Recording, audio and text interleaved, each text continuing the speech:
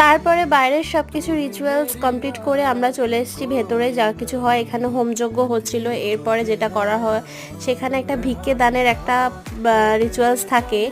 এখানে থাকে কি, যে মা মানে যিনি মা হয় তিনি প্রথমে আগে ভিক্ষে দান করে ছেলেকে, তারপরে একে একে সবাই দান করতে পারেন। অনেক কাকিমারা ছিলেন, অনেক পিসিরা ছিলেন, যাই হোক সকলেই দান করেছে।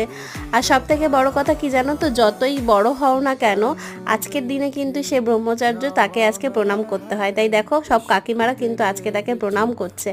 যাই হোক এই রিচুয়ালসগুলো আমার দেখতে ভীষণ ভালো লাগছে। আর সকলের সাথে দেখা হচ্ছে, শ্বশুরবাড়ির লোকদের সাথে। বিয়ের পরে আমার প্রথম একটা শ্বশুরবাড়ির অকেশান, ভীষণ মজা করছি।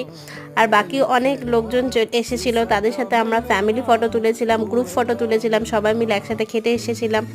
আজকে হয়েছিল রিচুয়ালসটা, তবে মেন অকেশনটা মানে মেন খাওয়া দাওয়ার রিচুয়ালসটা কিন্তু সানডে। দেখা হচ্ছে সানডেতে আরও ব্লগে।